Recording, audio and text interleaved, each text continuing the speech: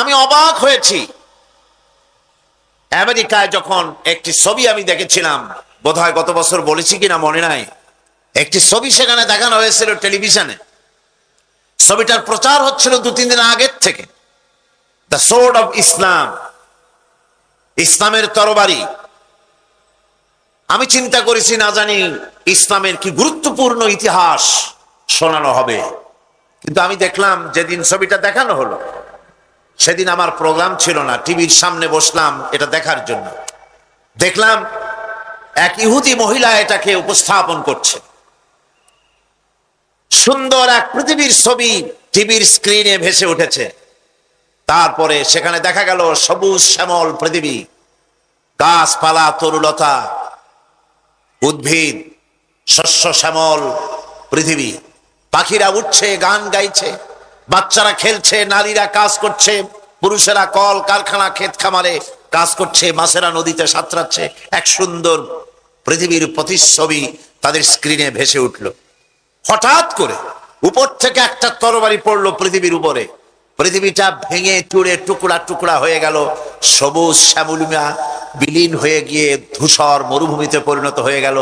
গাছপালা ভেঙে গেল, বাচ্চারা মরে গেল, নারী শিশু মরে গেল, মাছগুলো মরে গেল, ফুল ঝরে পড়ল। এক বিচ্ছিন্ন ভাবে টুকরা টুকরা হয়ে গেল পৃথিবীটা। তরবারিটা ভেসে উঠলো টিভির স্ক্রিনে, ওর উপরে লেখা উঠলো দ্য সোর্ড অফ ইসলাম, ইসলামের তরবারি। এর দ্বারা বুঝাতে চেষ্টা করলো, ইমপ্রেশন দিতে চেষ্টা করলো দর্শকদেরকে, যেই পৃথিবীতে শান্তি ছিল, স্বস্তি ছিল, রাজনৈতিক স্থিতিশীলতা ছিল, অর্থনৈতিক প্রবৃদ্ধি ছিল, সব ছিল, ইসলাম যেই না এলো সব ভেঙে চড়ে টুকরা টুকরা হয়ে গেল। শান্তি গেল, স্বাধীনতা গেল, সার্বভৌমত্ব গেল, অর্থ গেল, বিত্ত গেল, সব দূর হয়ে গেল ইসলামের কারণে। নাউজুবিল্লাহ। তাদের এই প্রচারণার জন্য তারা গ্রহণ করেছে এগুলিকে ছবির মাধ্যমে। এগুলিকে আমি বলতে পারি এগুলি হচ্ছে আকাশ থেকে, শূন্য থেকে আগ্রাসন, মহাশূন্য আগ্রাসন। ইসলামের বিরুদ্ধে আগ্রাসন শুরু হয়েছে। এই আগ্রাসনের শিকার আমাদের মুসলমানেরাও। এক শ্রেণীর মুসলমানেরা আজ সিএনএন, ভয়েস অব আমেরিকা এবং বিবিসির নিউজগুলিকে ওহির মতো মর্যাদা দেয় এবং ওই খবরগুলি দিয়ে তারা প্রভাবিত হয়ে ইসলামকে তারা গালি দেয় মৌলবাদ বলে। অথচ জন্মগ্রহণ করেছে মুসলমানের ঘরে, এরা মুসলমান। ইসলামকে বলে মৌলবাদ। ইসলামকে বলছে সাম্প্রদায়িক, রক্ষণশীল, প্রতিক্রিয়াশীল। কত সুন্দর সুন্দর মডার্ন ভাষায় গালি দেয়, মনে করে মৌলবি সাহেবরা এগুলো বোঝে না। আবার আমরা যে বুঝি তা আবার ওরা বোঝে না। এভাবে গালি দেওয়া হচ্ছে। ইসলাম থেকে মানুষকে দূরে সরিয়ে রাখার কত যে প্রচেষ্টা। আজ আমার দেশের সিনেমা, নাটক, সাহিত্য, কবিতা, পত্রপত্রিকা সবগুলি আদা পানি খেয়ে কোমরে গামছা বেঁধে লেগেছে ইসলামের বিরুদ্ধে। আপনারা লক্ষ্য করবেন, স্বাধীনতার 25 বছরের রজত জয়ন্তী উদযাপন হলো, অধিকাংশ নাটকগুলি ইসলামকে আঘাত দিয়ে নাটক দেখানো হয়েছে। গানগুলি, নাটকগুলি, সিনেমাগুলি সবগুলি টার্গেট হচ্ছে ইসলাম। একটা খারাপ মানুষ দেখাতে হলে তার মাথায় টুপি থাকতে হবে, একটা দুশ্চরিত্র চেয়ারম্যান দেখাতে হলে তার মুখে দাড়ি থাকতে হবে। এভাবে করে ইসলামী আদর্শকে নস্যাৎ করে দেওয়ার জন্য সর্বাত্মক প্রচেষ্টা চালানো হচ্ছে। আমি অত্যন্ত বেদনার সাথে বলছি, বিশেষ করে সাংবাদিক বন্ধুদের উদ্দেশ্যে, মুসলমান সাংবাদিক, আলহামদুলিল্লাহ বেশ কিছু সাংবাদিকরা প্রতিদিন আসেন এবং স্থানীয় পত্রিকায় এত বড় বিশাল মাহফিলের রিপোর্ট তারা দেন, কষ্ট করে বসেন, রিপোর্ট দেন, রাত জাগেন। আল্লাহ পাক ওনাদেরকে কোরআন বোঝার, কোরআনের খাদেম হওয়ার তৌফিক দান করুন। কিন্তু এই শহরে ন্যাশনাল পত্রিকার, জাতীয় পত্রিকার সাংবাদিকরা এই শহরে বাস করেন না। সাংবাদিকরা হচ্ছেন জাতির বিবেক, মহান পেশায় নিয়োজিত। এ কোন মহান পেশা যে পেশার কারণে এত বড় বিশাল জনসমুদ্র চোখে পড়ে না? একটা নর্তকী খেমটা নাচ দিলে পরে সেখানে এসে ফটোনিয়া কুল পায় না, হুমড়ি খেয়ে পড়ে। পত্রিকার প্রথম পৃষ্ঠায় আসে, আর এত বড় বিশাল মাহফিল হয়, মাহফিল চলে যায়, পত্রিকায় জায়গা পায় না। ঢাকায় পত্রিকা তারা ছাপবে কি করে যদি এখানকার সাংবাদিকগণ না পাঠান? এখানে আমার বিরুদ্ধে কি একখানা বই লিখেছেন, সেই বইটা এত উৎসাহী হয়ে একটি পত্রিকা, নাম বলবো না, দেশের 5টা জেলা থেকে বের হয়, প্রথম পৃষ্ঠায় ব্যানার লাইন দিয়ে 3 কলম দিয়া সেটাকে ছেপেছে। 2 দিন পরে আমেরিকা থেকে আমার কাছে টেলিফোন এলো, সেখানে সবগুলি বাংলা পত্রিকায় এই নিউজ ছাপানো হয়েছে। দেখলাম সব শিয়ালের এক রাত। আজীব তামাশা, আজীব তামাশা। জাতির বিবেক, এ কি কোনো বিবেক না বিবেক শূন্য? এদের চোখ আছে না অন্ধ? এত বড় মাহফিল চোখে পড়ে না? সুবহানাল্লাহি বিহামদি। আল্লাহর কাছে কি জবাব দেবে? হতে পারে আমাকে কোনো কারণে ভালো না লাগতে পারে। বাইতুল শরীফে পীর সাহেবের কথা তো দেওয়া যায়, মৌলানা জাফরির কথা তো দেওয়া যায়, মৌলানা শামসুদ্দিনের কথা তো দেওয়া যায়। এত হিন্দু মুসলমান হয় এখানে, খ্রিস্টান মুসলমান হয়, বৌদ্ধ মুসলমান হয়, ওরা কি পাগল? সুতরাং এদের জন্য দোয়া করা ছাড়া কোনো পথ নাই। আল্লাহর কাছে দোয়া করুন, এদের রক্তের ভিতরে ইসলামের দুশ্মনী, কোরআনের দুশ্মনী, আল্লাহ যেন তাদেরকে হেদায়েত নসিব করে দেয়। আরো জোরে বলেন আমিন। সুতরাং সব শ্রেণীর মানুষের মধ্যে ইমানের আকর্ষণ থাকতে হবে, কোরআনের মহব্বত থাকতে হবে, সে মহব্বতের বহিঃপ্রকাশ হতে হবে। সাংবাদিকতা কি? আপনি যেটাকে পছন্দ করেন সেইটা আপনি দেবেন, যেটা পছন্দ করবেন না এর নাম গণতন্ত্র নয়, এর নাম সাংবাদিকতা নয়। সকলের খবর জাগা করে দিবেন, এটার নামই তো সাংবাদিকতা, ঠিক কিনা গণ? আল্লাহ পাক তিনি বলেছেন, যত শত্রুতা করো হোক, ইউরিদুনা লিইউতফিউ নূরাল্লাহি বিআফওয়াহিহিম ওয়াল্লাহু মুতিম্মু নূরিহি ওয়ালাউ কারিহাল কাফিরুন। মহাসত্যের অস্বীকারীরা তারা চায় মুখের ফু দিয়ে আমার আলোকে নির্বাপিত করে দেবে, আমার দ্বীনকে মিটায় দেবে। আল্লাহ পাক বলেন, আমি আমার দ্বীনকে পূর্ণতা দান করব, তাতে কাফির বেঈমানদের মনের মধ্যে যত জ্বালা যন্ত্রণা হোক না কেন, এদের মনে যত জ্বালা হোক, যন্ত্রণা হোক, তারপরেও হাজারো অপপ্রচার করে ভ্রান্ত তাফসীরের বদনাম এই ধরনের কথা বলে আল্লাহর কোরআনের পাগলদেরকে কোরআন থেকে সরানো যাবে না। আল্লামা ইকবাল বলেছেন,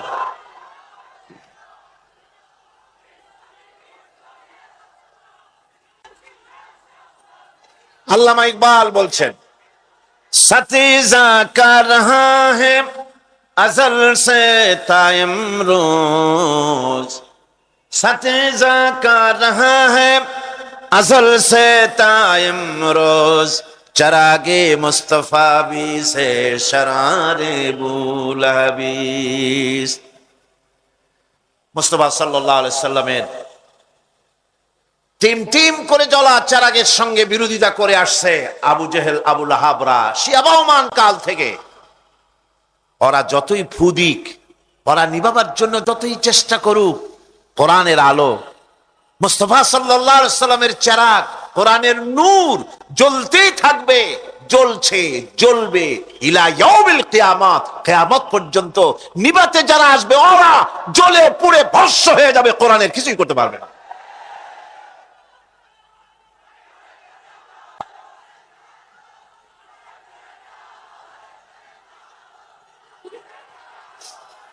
বন্ধুগণ, বন্ধুগণ, সুতরাং আজ আমাদেরকে বুঝতে হবে, আমাদেরকে বুঝতে হবে আমাদের নাজাতের পথ হচ্ছে কোরআন, নাজাতের পথ ইসলাম। সম্মানের সাথে যদি পৃথিবীতে বাঁচতে চাই, ইজ্জতের সাথে যদি বাঁচতে চাই, কোরআন। ও জামানা মে মুআজ্জাজ থে মুসলমান হোকর और तुम खार बने हो तारिके कुरआन होकर। সে যুগের মুসলমানেরা কোরআনে কারীমের সঙ্গে থেকে কোরআনের আইন মেনে, কোরআনের অধীনস্থতা মেনে নিয়ে, কোরআনের বিধান মেনে নিয়ে পৃথিবীতে মর্যাদা লাভ করেছিলেন। আজ কোরআন হারাম, কোরআন ছাড়া মুসলমান বেইজ্জতি আর লাঞ্ছনার ভিতরে ডুবে মরছে। সুতরাং কোরআনের কাছে আসতে হবে।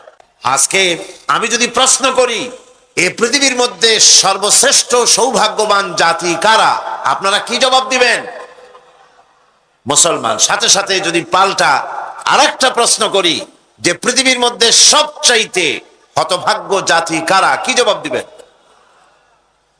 কোরআন থাকার কারণেই হয়েছিলাম আমরা সৌভাগ্যবান, আর কোরআন থেকে দূরে সরার কারণে হয়েছি লাঞ্ছিত, পদদলিত, নিগৃহীত। একথা বাস্তব সত্য। আজকের ক্ষুধার্ত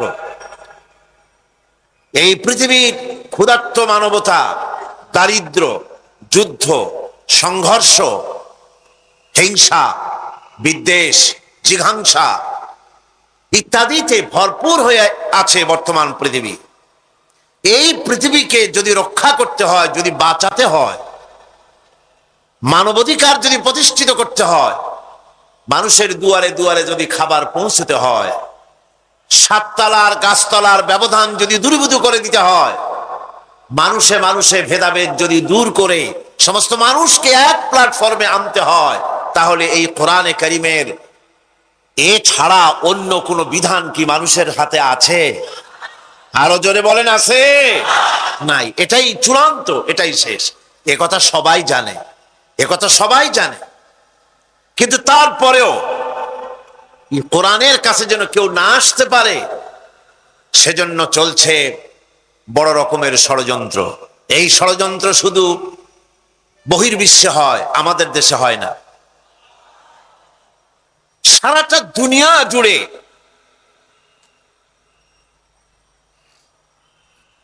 ইহুদি, নাসারা, মুশরিক, মুরতাদ, নাস্তিক ঐক্যবদ্ধভাবে যে জিনিসটাকে বাধা দিতে চেষ্টা করে, সেটার নাম হচ্ছে আল কোরআন, সেটার নাম হচ্ছে আল ইসলাম। বাধা দেওয়ার বিভিন্ন পদ্ধতি রয়েছে, সেই সব পদ্ধতিতে তারা বাধা দিচ্ছে। কারণ কি? কারণ ছিল সমাজতন্ত্রের ধস নামার পর মানুষের বাঁচার আর কোনো পথ ছিল না। নির্যাতিত, নিগৃহীত, মজলুম জনতার বাঁচার পথ ছিল ইসলাম। সেই ইসলামের দিকে যাতে না আসতে পারে, সেজন্যে প্রচেষ্টা চালানো হলো। এই প্রচেষ্টার জন্য তারা ব্যবহার করেছে মিডিয়া, প্রচার মিডিয়া। সিএনএন বলেন, স্কাই ভিশন বলেন, এনবিসি বলেন, এসবিসি বলেন, ভয়েস অব আমেরিকা বলেন, বিবিসি বলেন, রয়টার বলেন, এএফপি বলেন, পিটিআই বলেন, সংবাদ মাধ্যমগুলি তারা গ্রহণ করেছে আজ ইসলামের সাথে বিরোধিতা করার অঘোষিত এক যুদ্ধ তারা শুরু করেছে। আউযু বিল্লাহি মিনাশ শাইতানির রাজীম। বিসমিল্লাহির রহমানির রহিম।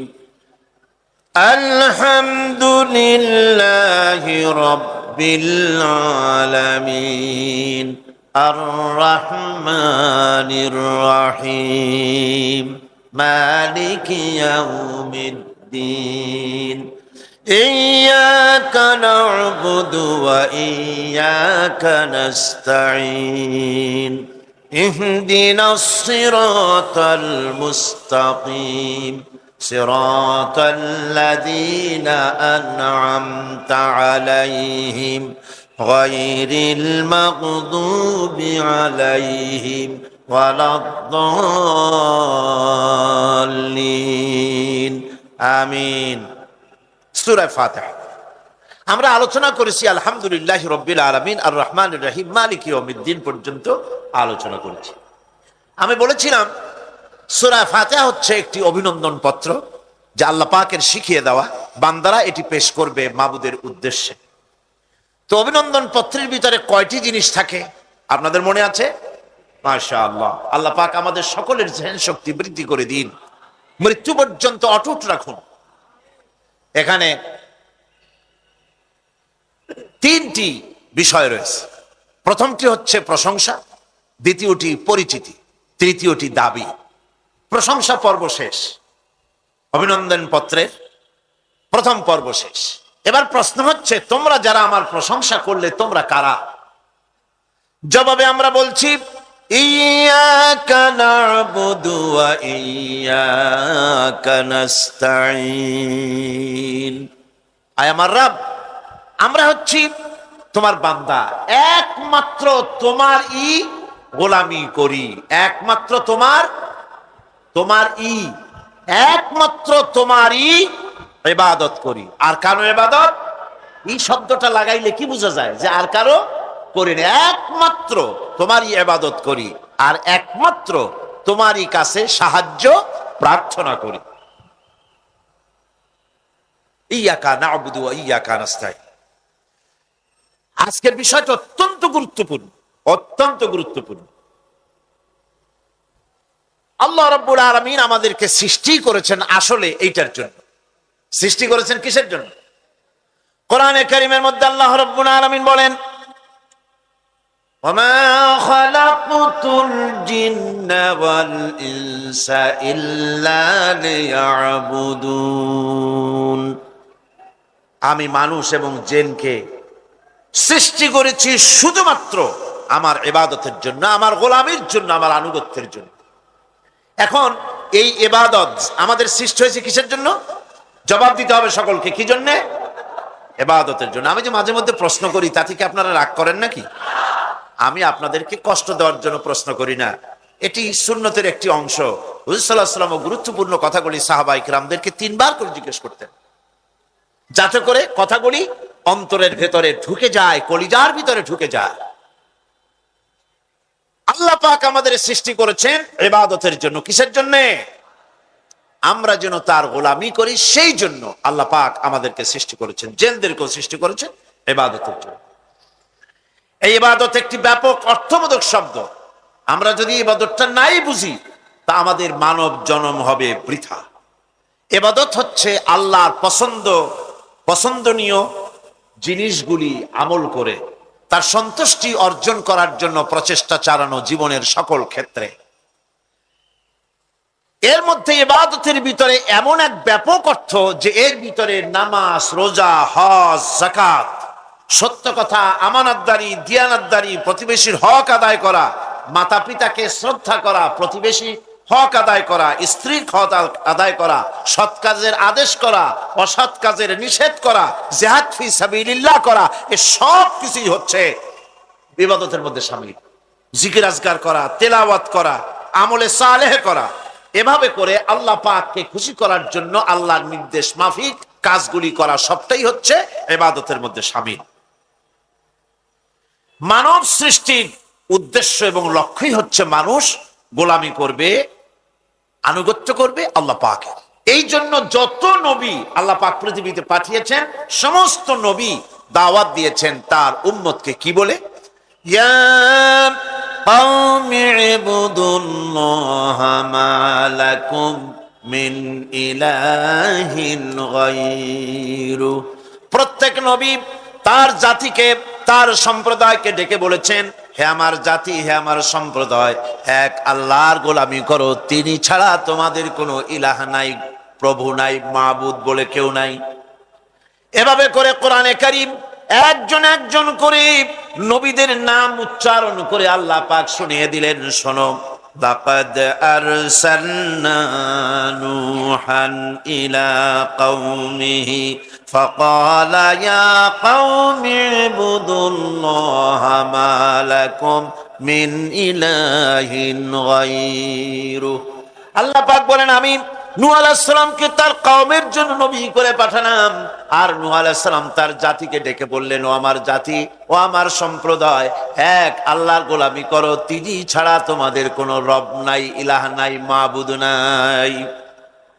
হুদ আলাইহিস সালাম সম্পর্কে আল্লাহ পাক বলছেন, ওয়াইলা আদিন আখাহুম হুদান قال يا قوم اعبدوا الله ما لكم من إله غيره। হুদকে আমি সামুদ জাতির জন্য, আমি সালেহ আলাইহিস সালামকে তার জাতির জন্য পাঠাইছি, হুদকে তার জাতির জন্য পাঠাইছি, এবং তারা সকলেই বলেছেন হে আমার জাতি, এক আল্লাহর গোলামি করো, এক আল্লাহর দাসত্ব করো, আর কারো গোলামি করা যাবে না।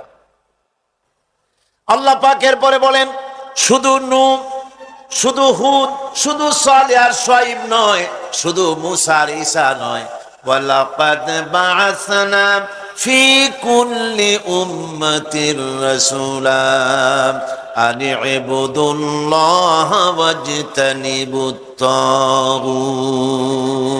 আমি প্রত্যেক জাতির জন্যই রাসূল প্রেরণ করেছি এবং সকলেই দাওয়াত দিয়েছেন আন ইবুদুল্লাহ ওয়াজতানিবুত তাগুত, এক আল্লাহর গোলামি করো, এক আল্লাহর আনুগত্য করো, আর তাগুতকে বর্জন করো। তাগুত হচ্ছে সেই শক্তি যে শক্তি শুধু নিজেই আল্লাহর আইন অমান্য করে না, অন্যদেরকেও অমান্য করতে বাধ্য করে, তাকে কি বলা হয়? কোরআনে কারীম বলছি ওয়ামা আরসালনা মিন ক্বাবলিকা মির রাসূলিন ইল্লা নূহি ইলাইহি আন্নাহু লা ইলাহা ইল্লা আনা ফা'বুদুন। আল্লাহ পাক বলছেন হে নবী, তোমার পূর্বে এই পৃথিবীতে আমি যাদেরকে পাঠিয়েছি তাদের সকলের প্রতি আমি এই ওহী অবতীর্ণ করেছিলাম যে তারা তার জাতিকে বলবে লা ইলাহা ইল্লা, লা ইলাহা ইল্লা আনা, আমি ছাড়া কোনো ইলাহ নাই, অর্থাৎ আল্লাহ ছাড়া কোনো ইলাহ নাই। এই কথাটা নবীরা সকল জাতির কাছে তারা বলবে, এই বলে ওহী নাজিল করেছে, এবং তারা বলবে একমাত্র আল্লাহ পাকের গোলামি, তার আনুগত্য জীবনের সকল ক্ষেত্রে করতে হবে, তিনি ছাড়া কোনো ইলাহ নাই, এটাকে বিশ্বাস করতে হবে। মেরাজ উপলক্ষে আল্লাহ পাক রাসূল করিম সাল্লাল্লাহু আলাইহি ওয়াসাল্লামকে যে পেগাম দিয়েছিলেন, যে হাদিয়া দিয়েছিলেন, যে 14টি পেগাম ছিল, তার মধ্যে প্রথম পেগাম যেটা ছিল সেটা ছিল কি? وَقَضَى رَبُّكَ أَلَّا تَعْبُدُوا إِلَّا إِيَّاهُ وَبِالْوَالِدَيْنِ إِحْسَانًا। তোমার রবের পক্ষ থেকে এটা চূড়ান্ত রূপে ফয়সালা হয়ে গিয়েছে, চূড়ান্ত ফয়সালা হয়ে গিয়েছে যে দাসত্ব, গোলামি, আনুগত্য করতে হবে কেবলমাত্র আল্লাহ সুবহানাহু ওয়া তাআলা। আল্লাহ পাকের গোলামি ছাড়া কারো গোলামি করা যাবে না। এখন এই গোলামিটা কি জিনিস, আসুন আমরা ব্যাখ্যা করে আলোচনা করে বুঝতে চেষ্টা করি গোলামিটা কি। এটি হচ্ছে, এটা মানুষের একটা স্বভাবজাত প্রবৃত্তি। মানুষের সামনে মানুষ কারো না কারো আনুগত্য করতে চায়, এটা তার রুহের মধ্যে, তার রক্তের মধ্যে, তার দেহের মধ্যে এটা মিশ্রিত রয়েছে। যেমন মানুষ ক্ষুধা লাগলে ক্ষুধা নিবৃত্ত করার জন্য আহারের আশ্রয় গ্রহণ করে, ঠান্ডা লাগলে শীত বস্ত্রের আশ্রয় নেয়, ক্ষুধা লাগলে খাদ্যের আশ্রয় নেয়, গরম লাগলে বৃষ্টি হলে ঘরের মধ্যে আশ্রয় নেয়, মনের ভাষা ব্যক্ত করার জন্যে, মনের কথা ভাবের আদান প্রদান করার জন্য ভাষার আশ্রয় গ্রহণ করে। ঠিক এগুলি যেমন তার সহজাত প্রবৃত্তি, ঠিক অনুরূপ ভাবে উপাসনার প্রেরণা তার মধ্যে স্বাভাবিকভাবেই উপাসনার প্রেরণা তার মধ্যে ঢুকিয়ে দেওয়া রয়েছে। কারো না কারো সামনে তার মাথা নত করা এটি একটি স্বাভাবিক প্রেরণা। ইবাদতের ধারণা প্রকৃতপক্ষে এটি একটি ব্যাপক ধারণা। এর প্রথমে এটাকে দুই ভাগে ভাগ করা যায়, একটা হচ্ছে বন্দিগি এবং আনুগত্য, আর একটা হচ্ছে পূজা বা অর্চনা। বন্দিগি এবং আনুগত্যের ব্যাপারটা হচ্ছে যে উচ্চতর কোনো একটি সত্তার সামনে মাথা নত করে দেওয়া, যেটাকে আরবিতে বলা হয় ইজহারে তাজাল্লুল, নিজেকে ছোট করা, নিজেকে ছোট করা। এই নিজেকে ছোট করাটা এটা কিন্তু আল্লাহ পাক ছাড়া কারো সামনে মাথা নত করা, কথা বুঝেন না নাকি? আল্লাহ ছাড়া কারো সামনে মাথা নত করা যাবে না। আমি যখন পার্লামেন্টে ঢুকলাম, সর্বপ্রথম জীবনে তো আর যাই নাই কোনোদিন, ঢুকলাম, ঢুকে দেখি অধিকাংশ লোক ঢুকছেন রুকুর হালতে আর বেরোচ্ছেন রুকুর হালতে। কারণটা কি আমি বুঝলাম না, বিষয়টা কি, এরকম করে কেন? পরে একজনকে জিজ্ঞেস করলাম যে বিষয়টা কি। তারা বললেন যেভাবে রুলস অফ প্রসিডিওর এটা লেখা আছে, এরকম করে মাথা নিচু করে ঢুকতে হয়। কোথায় আছে? আমি রুলস অফ প্রসিডিওর নিলাম, দেখলাম তার ভিতরে সত্যি সত্যি লেখা আছে article number 263 rules of procedure. যে বই দিয়ে, যে বিধান দিয়ে সংসদ চলে, এর ভিতরে পরিষ্কার ভাবে লেখা রয়েছে সংসদ সদস্যগণ এই হাউসের ভিতরে প্রবেশ করাকালীন এবং বহির্গমনকালীন স্পিকারকে সম্মান জানাবার জন্য মাথা নিচু করে ঢুকবেন আর বেরোবেন। আমি বিষয়টা জেনে নিলাম। এবং কথা, পার্লামেন্ট এমন একটা জায়গা যেখানে কথা বলতে চাইলেই বলা যায় না। অনেকে মনে করে তাদের এমপিরা খালি বসে থাকে, কথা কয় না কেন? আর কথা বলতে জানা লাগবে, বিধি জানতে হবে। ওখানে দাঁড়ালেই জিজ্ঞেস করে কোন বিধিতে কথা বলবে, আর বিধি যদি জানা না থাকে তাহলে হাম্মকের মতো খাড়ায় থাকতে হবে। তা আমি বিধি জানতে চেষ্টা করলাম। পরের দিন, 3 দিনের দিন আমি সব গোছায় টোছায় নিয়ে উপস্থিত হলাম, সংবিধান পড়লাম, রুলস অফ প্রসিডিওর পড়লাম, এরপরে আমি ফ্লোর নিলাম। ফ্লোর নিয়ে আমি সেখানে স্পিকার সাহেবকে বললাম, মাননীয় স্পিকার, আমি এই হাউসের ভিতরে দেখতে পেলাম একটি জিনিস যেটি রুলস অফ প্রসিডিওরে লেখা আছে, আর রুলস অফ প্রসিডিওরে যেটা লেখা সেটা আবার সংবিধানের সঙ্গে কন্ট্রাডিক্টরি একটা ব্যাপার। সংবিধানে বলা হয়েছে আল্লাহর উপর ঈমান এবং আস্থাই হবে গোটা জাতির লক্ষ্য। তো যেখানে আল্লাহর উপর ঈমান এবং আস্থার কথা বলা হয়েছে, সেইখানে আল্লাহর নির্দেশের খেলাপ করা হচ্ছে। মাথা নত করে আপনাকে সম্মান জানাবার জন্য যে প্রসেস, যে সিস্টেম, যে কাস্টমস, যে ট্র্যাডিশন তৈরি করা হয়েছে তা সম্পূর্ণ ইসলাম বিরোধী। এটি সম্পূর্ণ শিরক। যেহেতু মানুষ আল্লাহ ছাড়া সম্মান দেখাবার উদ্দেশ্যে আর কারো সামনে মাথা নত করতে, ইন্না শিরকা লাযুলমুন আযীম, এটি হলো মস্ত বড় গুনাহ, মস্ত বড় অপরাধ। আমি বললাম, রাসূল কারীম সাল্লাল্লাহু আলাইহি ওয়াসাল্লাম বলেছেন, তোমাকে যদি কেটে টুকরা টুকরা করে ফেলানো হয় অথবা তোমাকে যদি জ্বালিয়ে পুড়িয়ে ভস্ম করা হয়, তবুও তুমি শিরক করতে পারবে না। সুতরাং এই সংসদে যেটা হচ্ছে এটা সম্পূর্ণ শিরক, এটা কবিরা গুনাহ, এটা হারাম। এটাকে রুলস অফ প্রসিডিওর থেকে উঠিয়ে দেওয়ার জন্য, এটা বন্ধ করার জন্য আপনার প্রতি আমি আবেদন জানাচ্ছি। আমি আমার বলা শেষ করলাম, ওমা আলাইনা ইল্লাল বালাগ। যদি এটি কার্যকরী করা না হয় তাহলে আপনি এবং সংসদে যারা আছেন, যারা এটা আমল করবেন, কিয়ামতের দিন অবশ্যই আল্লাহর দরবারে আসামি হবেন। স্পিকার সাহেব, আমি অবাক হলাম, আমাদের সুশিক্ষিত স্পিকার, তিনি ডানে বায়ে কারো চেহারার দিকে তাকান নাই, কারো চোখের ইঙ্গিতে কথা বলার চেষ্টা করেননি। আমার বক্তব্য কোরআনের বক্তব্য, কথা তো আমার না, কথা কোরআনের।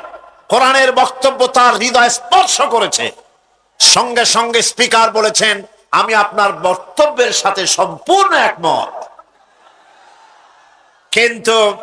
কিন্তু আমি তো এটাকে উঠাইতে পারবো না, এটাকে আমি উঠাতে পারবো না, এটা আমার ইখতিয়ারের বাইরে, এজন্য আপনাকে নোটিশ দিতে হবে। আমি নোটিশ দিলাম। নোটিশ মনে হয় কোন কোল্ড স্টোরেজে আশ্রয় পেয়েছে। আমি সেটাকে গরম করতে চেষ্টা করছি। আগামী সংসদে ইনশাআল্লাহ আবার উঠাবো। যতক্ষণ পর্যন্ত সংসদ শিরক মুক্ত না হচ্ছে, আল্লাহর গোলাম এই শিরকের বিরুদ্ধে সংসদে আওয়াজ তুলতেই থাকবে ইনশাআল্লাহ।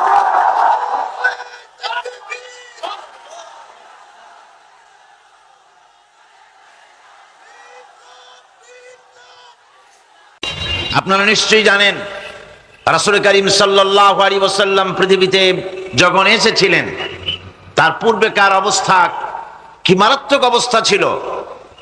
চুরি, ডাকাতি, জেনা, ব্যভিচার, হত্যা, ধর্ষণ ইত্যাদিতে ভরপুর ছিল সমাজ। এই অসংখ্য অন্যায়, ব্যভিচার, অত্যাচার, হিংসা, জিঘাংসা ইত্যাদিতে ভরপুর একটি সমাজকে রাসূল করিম সাল্লাল্লাহু আলাইহি সাল্লাম তিনি যে পরিবর্তন আনলেন, সেই পরিবর্তন নিশ্চয়ই কোনো জাদুর মাধ্যমে আনেননি।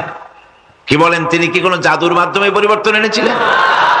তিনি কি জাতিকে কোনো মেসমেরিজম করেছিলেন?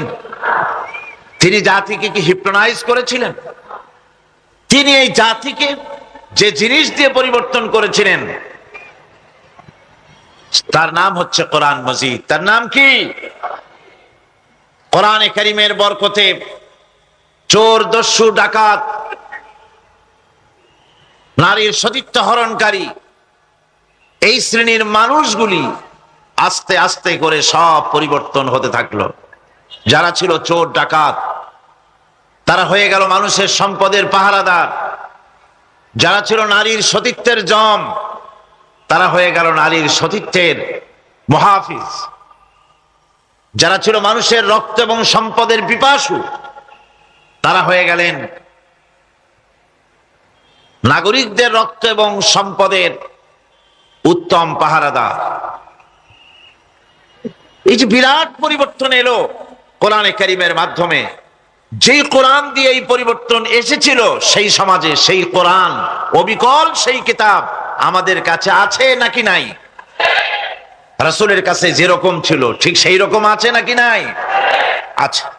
কিন্তু তারপরেও এই কোরআন থাকা সত্ত্বেও আমাদের সমাজের চুরি বন্ধ হচ্ছে না, ডাকাতি বন্ধ হচ্ছে না, জেনা বন্ধ হচ্ছে না, সন্ত্রাস বন্ধ হচ্ছে না, চাঁদাবাজি, মাস্তানি বন্ধ হচ্ছে না, দেশে শান্তি আসতেছে না, বিশ্বজুড়ে অশান্তি আর কেবল অশান্তি। এই অশান্তি দুর্বৃত হতে পারে যদি মানুষেরা কোরআনের কাছে আসে। কোরআনের কাছে না আসলে, কোরআন এবং সুন্নাহ অনুযায়ী যদি ব্যক্তি, পরিবার, সমাজ, রাষ্ট্র পরিচালিত না হয়, তাহলে দেশে শান্তি ফিরে আসা সুদূর পরাহত, আকাশ কুসুম পরিকল্পনা ছাড়া আর কিছুই হতে পারে না। একটু আগেই আপনারা সন্ত্রাসের ব্যাপারে কথা শুনেছেন। সন্ত্রাস নির্মূল করার ব্যাপারে, সন্ত্রাস দমন করার ব্যাপারে পার্লামেন্টে আলোচনা হয়েছিল। আমি আলোচনায় অংশ নিলাম।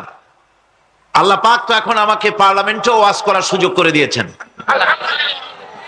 এটি আপনাদের দোয়ায় হয়েছে, আপনারা দোয়া করেছিলেন সেজন্য হয়েছে। নইলে আমি যে সিট থেকে আল্লাহ পাক আমাকে কামিয়াব করেছেন, বাংলাদেশে একটি রাজনৈতিক কঠিন সিট যদি ধরা হয় সেটি পিরোজপুর। এই মারাত্মক কঠিন একটি সিট, যেখানে ষড়যন্ত্র ছড়ানো হয়েছে, যেখানে অপপ্রচার করা হয়েছে, ফতোয়াবাজি করা হয়েছে, ষড়যন্ত্রের এমন কোন রুট নাই যা পরিচালিত হয়নি, অসংখ্য কালো টাকা ছড়ানো হয়েছে, তারপরেও মানুষের চোখের পানি আল্লাহ পাকের মেহেরবানি বর্ষিত হয়েছে। আমি ওয়াদা করেছিলাম আমার এলাকার মানুষের কাছে, আমি রাস্তাঘাট দিতে পারবো কিনা জানি না, স্কুল কলেজ করতে পারবো কিনা জানি না, সরকার যতটুকু সহযোগিতার ব্যাপারে করবে আমি ততটুকুই করতে পারবো। তবে একটি কাজ আমি করার জন্য ওয়াদাবদ্ধ, সেটা হচ্ছে বিগত 3টি যুগ ধরে যে কথাগুলি আল্লাহ পাক আমাকে দিয়ে মেহেরবানি করে তার এই ক্ষুদ্র গোলামকে, এই ছোট্ট নগণ্য গোলামকে দিয়ে কোরআনে কারীমের যে কথা দেশে বিদেশে বলিয়েছেন, আমি সেই কথাগুলিকে পার্লামেন্টে বলতে চাই। আমার জনগণ খুশি হয়ে আমাকে ভোট দিয়েছেন। আমি সংসদে গিয়ে পর্যন্ত যতগুলি আলোচনা করেছি, প্রত্যেকটি আলোচনায় কোরআনে কারীমের দৃষ্টান্ত, কোরআনে কারীম দিয়ে আলোচনা পেশ করেছি। আমি সন্ত্রাসের ব্যাপারে যখন কথা হচ্ছিল, আমি আলোচনায় বলেছি, ইন্নাল্লাযী লাইসা ফী জাওফিহি শাইউম মিনাল কুরআনি কাল বাইতিল খারিব, যেই স্মৃতির ভেতরে আল্লাহর কালাম নাই, যে দেহের ভিতরে, সিনার ভিতরে আল্লাহর কালাম নাই, সেটা হচ্ছে কি বাড়ি? মনে আছে নিশ্চয়ই আপনাদের। অর্থাৎ এই পোড়ো বাড়িতে, বিরান বাড়িতে মানুষ নাই, কি আছে? ইঁদুর আছে, ব্যাঙ আছে, সাপ আছে, শয়তান আছে। জেন আছে, সামসিকাস, উই পোকা, তেলা পোকাস। বিরাট বাড়িতে মানুষ না থাকলে যা থাকে, যে স্মৃতিতে যে দেহে কোরআন নাই সেই দেহের ভিতরে ওই সব জিনিসই থাকে। সুতরাং শিক্ষাঙ্গন থেকে আল্লাহর কোরআন এর আয়াতে কারিমা বাদ দেওয়ার কারণে সেখানে সন্ত্রাস এসে জায়গা করে নিয়েছে। আমি পার্লামেন্টে বলেছি, আপনারা লক্ষ্য করুন সন্ত্রাস কোথায় হয়। মাদ্রাসায় কি সন্ত্রাস হয়? বাংলাদেশের একটি টাইটেল মাদ্রাসা সন্ত্রাসের কারণে বন্ধ হয়েছে, ঢাকা আলিয়া ছাড়া। এর প্রমাণ দেখান।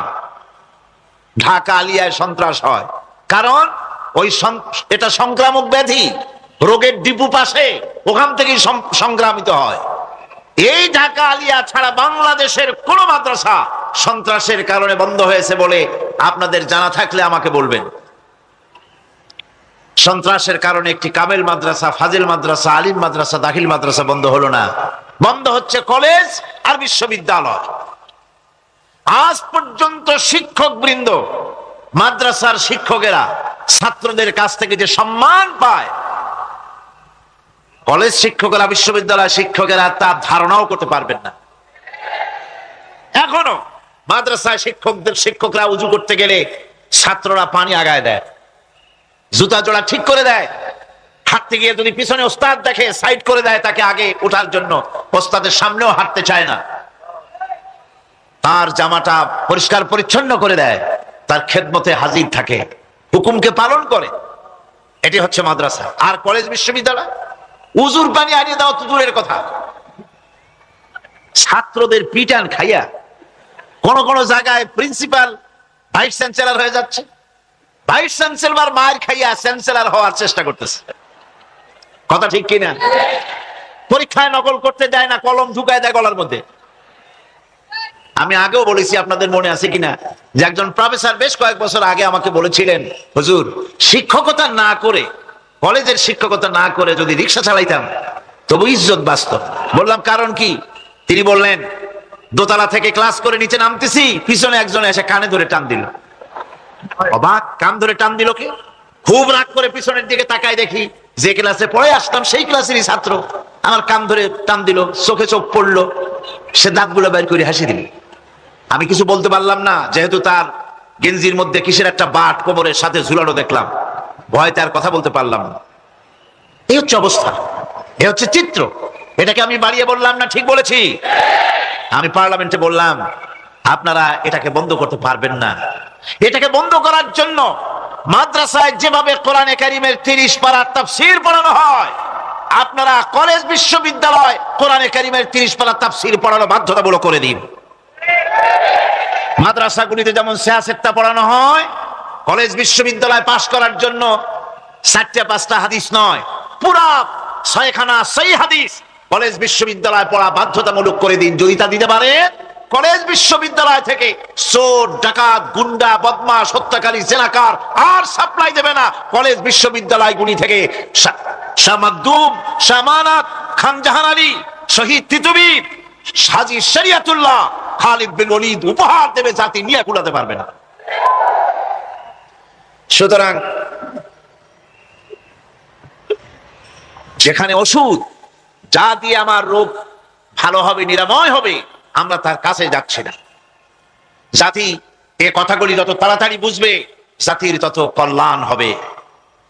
জাতির কল্যাণের জন্য, বিশ্ববাসীর কল্যাণের জন্য আল্লাহ রাব্বুল আলামিন কোরআনে কারীমকে অবতীর্ণ করেছেন।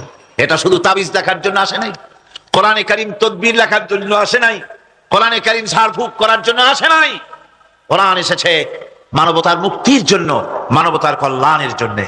أعوذ بالله من الشيطان الرجيم بسم الله الرحمن الرحيم الحمد لله رب العالمين الرحمن الرحيم مالك يوم الدين إياك نعبد وإياك نستعين اهدنا الصراط المستقيم صراط الذين أنعمت عليهم غير المغضوب عليهم ولا الضالين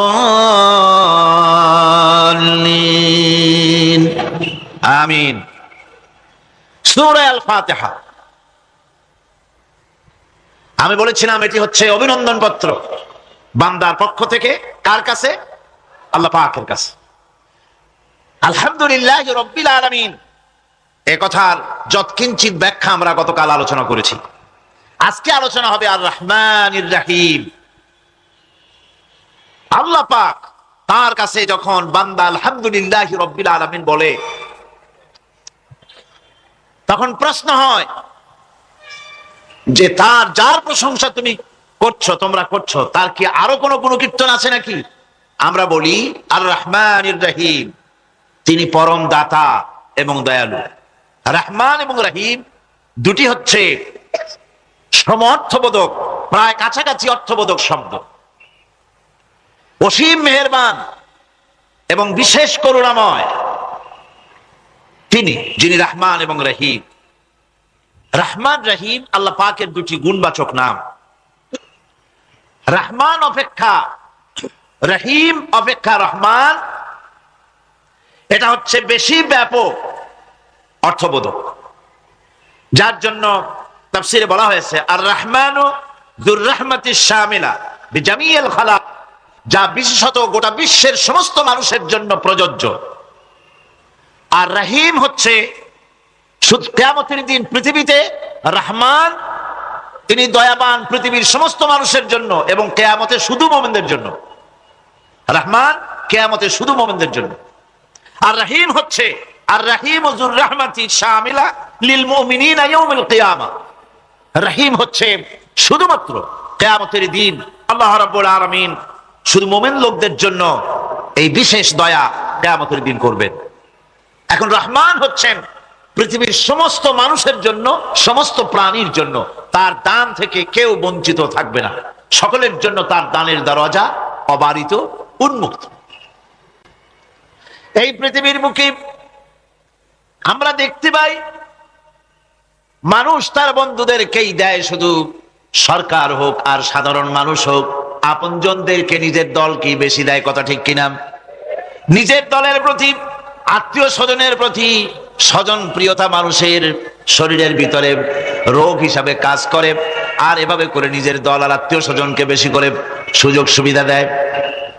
শত্রুকে কেউ দেয় না, শত্রুকে কেউ ডেকে ডেকে কোনো জিনিস দিতে চায় না বা দেয় না।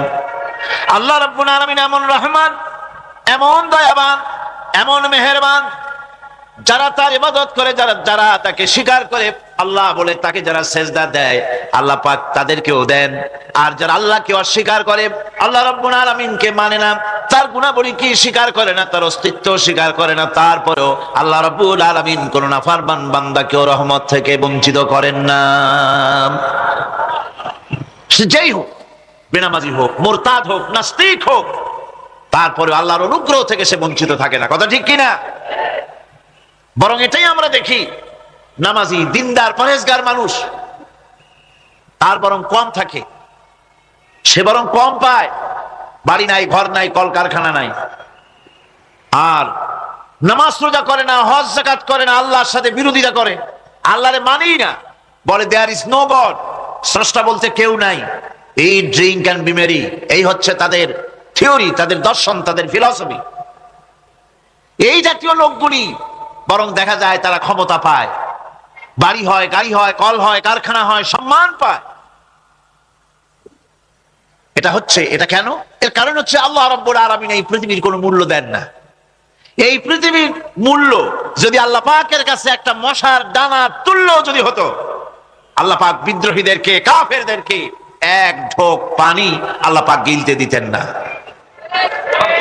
এবার চিন্তা করেন, আল্লাহর ব্যাপারে যে দৃষ্টান্তটা দেওয়া হয়েছে, দৃষ্টান্তটা কত গুরুত্বপূর্ণ, মশার দানার তুল্য।